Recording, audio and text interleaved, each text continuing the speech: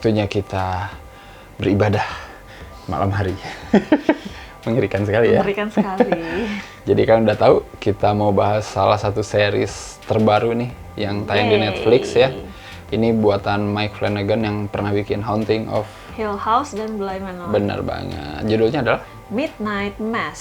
betul. Kalau bahasa Indonesianya Misa Tengah Malam. Iya. Project ini ya yang udah diidam-idamkan Mike Flanagan. Kayaknya sih dari zaman dulu kayaknya. Iya. Kalau kalian nonton film-film dia ada tuh hint-nya ya. Kita waktu itu nonton apa? Has ya. Iya, iya. Ternyata karakter utamanya alias yang main di Midnight Mass juga Yes. gitu ya. Dia ceritanya penulis buku, judul bukunya Midnight Mass. Itu Bahkan yang paling jauh jelas. sebelumnya itu di Gerald's Games juga Iya, kan. ada. Bener. Has sama Gerald's Game ada di Netflix Oh, juga. Iya. Emang Netflix itu rumah buat Mike Flanagan. Sebuah pulau kecil yang profesi orang-orang di situ tuh nelayan lah. Tapi beberapa penduduknya emang taat beragama ya, taat beribadah sampai akhirnya nih ada pendeta baru datang ke pulau itu gitu, dan pendeta ini kayak membawa banyak mujizat. Iya. Nah ini menarik nih karena ini kita kan ngelihat kejadian ini dari beberapa sudut pandang karakter ya, terutama satu karakter utama si Riley ini ya. Tapi dia ini ateis gitu, jadi kayak menarik aja nih.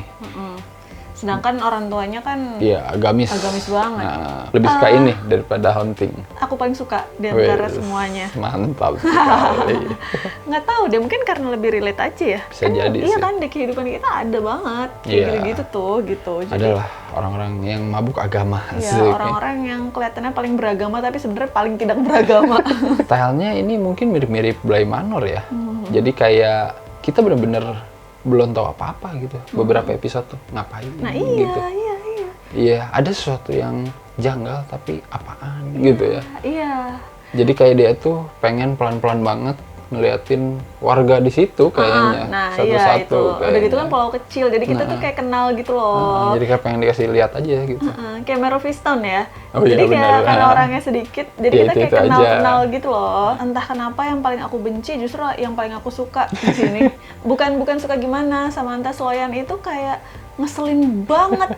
Iya. Itu yang paling aku benci, tapi dia yang paling keren sih di sini buat aku ya. Iya, Karena kalau ngelihat dia yang sebelum-sebelumnya itu kayak Lovable. lovable banget kan, Iya, beberapa kali iya. aja kasihan segala macam. Di sini tuh kayak Itu dia. Berhasil. pengen nabok asli bener. Si Bev ini tuh kayak perwujudan gitu ya, orang-orang yang merasa dirinya mayoritas gitu. Jadi kayak, oh lu harus ngikut gue gitu, lu harus beribadah gitu. Udah berapa lama lu nggak datang ke gereja gitu ya? Kayak anjir gila, kayak urusan lu banget gitu. Nah itu yang tadi aku bilang, dia yang kelihatan paling religius, sebenarnya dia yang paling nggak religius ya kan, dari dia ngebunuh anjing gitu itu kan kayak, benar. nih mana ada sih, agama mana juga nggak ada Iya, kan yang kayak benar. gitu. Tindakan ya tidak menggambarkan keimanan orang juga gitu di sini. Udah gitu cara ngomongnya tuh kayak manis gitu loh, dengan senyuman tapi mulut berbisa gitu loh, gimana sih. Sebel pokoknya aku. Beberapa pengambilan gambarnya juga kan menarik ya. Kayak banyaknya long take juga. Ya, itu kayak di Hill House, Iya. Bly Manor ya, ada Iya. beberapa kayak ciri khasnya Mike Flanagan lah. Masih Iya. ada yang kayak long take, tapi di sini mah nggak panjang-panjang banget sih. Iya sih, tapi gila dialognya panjang banget woy. Bahkan dia kayak ada satu shot yang ngomongin kematian, itu yang paling aku ingat. Gila, cuy. Iya, itu panjang banget dan bagus sih sebenarnya. Ternyata persepsi mereka akan kematian ya sama aja, nggak berbeda ya. Itu sih. bagus sih. Obrolan si Riley sama si Erin ya, kalau nggak salah. Kematian dari orang ateis sama kematian dari orang Katolik gitu ya. Terus kayak beda-beda tapi di ujung mah ya udah sama. Gue juga sama-sama meyakini kematian anjir. Karena kebiasaan nonton yang sebelum-sebelumnya gitu kan dia suka kayak white. Terus kayak kalau belakangnya gelap tuh aku kayak suka gini-gini loh. Ada apa nih gitu. Iya. Takut nyimpen hantu. Ya kan di Haunting of Hill House sama Bly Manor gitu kan dia. Iya, di Nyimpen belakang. hantu di mana-mana gitu kan. Jadi biar kayak Easter egg, ada hantu ini, ada hantu ini. Iya, sampai kan ada kan di YouTube yang Iya. kayak ngitungin berapa hantu yang keluar gitu. Jadi kan aku di sini jadi pengen ngitung ya. Tapi di sini nggak kayak gitu guys. Yang pertama banget buat aku yang paling mengganggu adalah ibunya dokter. Kenapa? Karena make up-nya ya. Karena dari pertama dia muncul sebagai orang tua itu sangat tidak orang tua ya. Iya, kurang believable ya. Iya, nggak believable banget. Kayak udah dari situ tuh kita tahu dia nanti bakal berubah Iya, gitu. iya, Cuman iya. ya udah nggak suka aja aku ganggu. Sebenarnya pace-nya tuh lama ya, tapi alhamdulillah aku nggak tidur. Aku nggak ngantuk. Beberapa orang nyerah ya kan Iya ya sih. di awal. Makanya emang harus yakin dulu kalian menonton ini gitu. Iya. Cuman ya itu dialog-dialognya kadang yang panjang, kalau kita kayak nggak merhatiin banget juga kayak nggak ngerti gitu loh di situ. Soalnya panjang, bahkan di sini tuh warganya sangat baik ya karena mereka semua pendengar yang baik. Dan kayak waktu si dokter mau lapor ada orang hilang dan mau lapor ada kejanggalan, dia lagi Cerita lapor, dulu.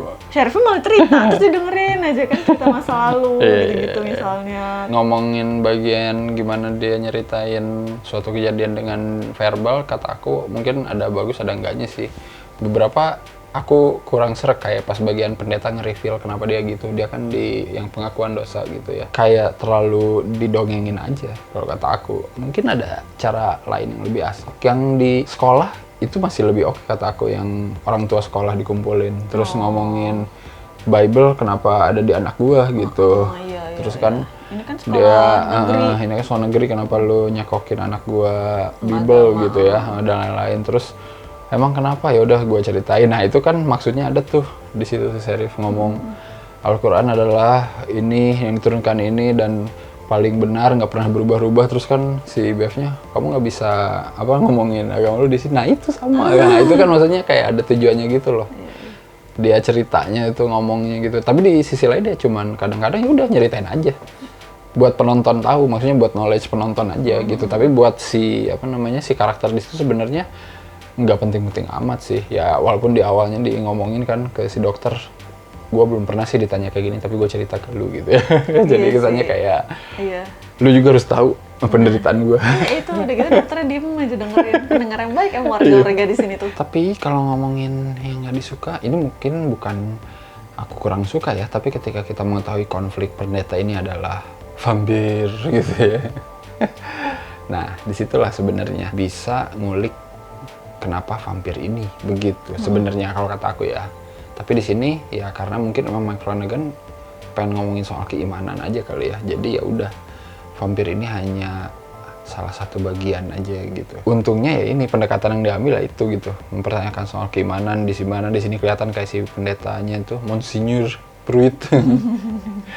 Dia itu kayak menganggap itu masih sebuah mukjizat gitu ya. Itu adalah utusan Tuhan kayak gitu. Dia tuh masih kayak bersikeras itu tuh kayak gitu gitu sebenarnya. Padahal itu bukan malaikat kan, jelas-jelas itu vampiric demon. Ini tuh kita bisa ngendaliin gitu in a good way, aku ngelihatnya gitu kan. Makanya si Riley pas pertama berubah diceramahin dulu kan seharian. Iya. Bisa cuy gitu, kayak lu tuh bisa gitu. Bisa dikendalikan. Gitu. Tapi gimana ya? Nah itu dia meremehkan gitu, manusia kan nggak sekuat dia. Iya benar. Gitu maksudnya nggak semua manusia kayak dia gitu, nggak semua manusia beriman. Kalau di sini kali ya pengen dikupasnya itu soal itunya sih kalau kata aku gitu. Vampir itu gimana ya, maksudnya dia itu seperti apa gitu, maksudnya kenapa dia bisa kayak gitu gitu, kenapa dia bisa berpakaian kayak pendeta dan datang kayak orang biasa aja, tapi di satu sisi dia kayak orang kelaparan gitu ya, pas yang lagi ngisep darah kayak nggak bisa diganggu gitu. Jadi aku tuh sebenarnya pengen lebih tahu gitu vampir ini tuh gimana sih gitu. Cuman di sini kayak ya udah gitu aja. Kayak dia tuh kayak nggak ada maksud tau si vampir itu, kayak cuman binatang lapar aja. Tapi kenapa bisa kayak diarahin gitu loh? Ayo lu ke mimbar gitu kan. Jadi kayak aku ngerasa ini tuh makhluk yang berakal atau gimana, atau itu kita nggak tahu gitu. Sebelum misa yang malam itu dijemputin satu-satu. Iya, Somehow itu indah banget sih, dengan nyanyian terus sama bawa lilin gitu kan gelap banget ya di pulau itu kan, mati lampu. Itu bagus banget, walaupun ya tahu sendiri lah ke arah mana ya. Dan ya pasti adegan yang pas dia akan dibangkitkan lagi, anjir itu parah banget. Nah sih. itu sih ini sih apa ya, disturbing sebenarnya, gila. Kamu akan dibangkitkan lagi, tunggu saja saya, anjir. Tontonan live. Dan anjir. Pencabutan nyawa itu gila sih. Somehow di situ lumayan lah breaking heart ya pas lihat si Syarif anaknya mau, anjir. Sedih banget. Itu sedih sih. Murtad ya, bapak udah ngajarin. Banyak-banyak sholat jamaah sering malah gini. Nah itu juga memorable aku pas yang terakhir banget sholat sebelum misa kan bapaknya ngomong, Kita Saya kangen. udah lama nggak sholat ya berdua. Iya, nggak sholat berjamaah itu. Sama yang terakhir lah, jelas bikin nangis waktu mereka di pantai. Iya, gila Sholat sih. berjamaah akhirnya itu. Gila, gawat sih. Bagus banget lagi Iya. gambarnya. Tapi ya ending film ini ya oke lah, kita kayak nggak menemukan solusi gitu ya. Ya udah vampirnya tahu udah terbang kemana, walaupun mungkin nggak terbang gitu ya, nanti jatuh gitu. Tapi intinya ya itu balik lagi, Mike Flanagan ingin memperlihatkan yang beriman mah pasti akan bertahan kali ya, gitu kali ya. Jadi kayak maksudnya di antara kekeosan yang terjadi gitu, pasti orang beriman mah masih bisa tetap tenang kali ya. Terutama bapak ibunya Riley gitu ya, yang ternyata emang Iya, iya. dia gambarin beriman ya tetap Iya, gitu sampai iya. akhir tuh dia Iya, nggak iya. mau seperti itu. Memorable waktu Joe, palanya disedot gitu. Astaga, aku nggak nyangka dia ada di atas ini nih.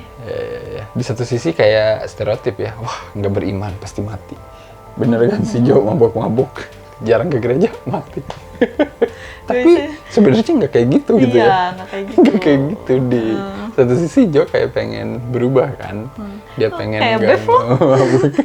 Biarin aja dia mati kan, dia Iya. mabuk-mabukan. Iya, jadi kan di akhir diliatin banget kan yang pas mau dikumpulin, wah kamu nggak pernah Ke bisa, gereja, nggak dapat Bev banget kayak gitu. nggak dapat tempat di sini, gila kata gue. Itu nah ini baru dah yang namanya judging the book by its cover. Udah lama nggak nonton series atau film tema vampir gitu yang berbeda gitu Iya, ininya, iya. si garis besar ceritanya gitu. Kalau ini tuh pendekatannya beda aja, aku suka sih. Ini tuh film vampir yang tidak ada kata-kata vampir di dalamnya. Nah itu dia, konsep vampir di sini juga kenapa ya orang-orang nggak tahu ini vampir? Apakah mereka jarang nonton film? Baiklah kalau gitu, kalau kita kasih skor berapa nih untuk Midnight Mass? Aku kasih 8,5 Kian per 10. Mantap. Ih, mengerikan lagu Kian. Di trailernya ada lagu Kian, bagus Iya, sih. iya, iya. Aku 8 lah, emang seru sih ini. Kalau lu bisa menikmati film-film Mike Flanagan, pasti aku yakin series ini juga oke sih buat kalian. Dan ya buat yang belum pernah nonton, cobain lah nonton ini ya. Dengan sabar gitu ya. Nanti Iya. pasti kalian akan mendapatkan sesuatu lah. Jangan pas ngantuk, jangan pas capek. Iya, harus emang stamina Iya, iya. kuat. Begitu. Begitu. Dan seperti biasa jangan lupa apa? Jangan lupa like, subscribe, follow Instagram dan Twitter Sinekrit. Dan ya udah, sampai ketemu lagi di episode selanjutnya. Bye bye. Bye bye.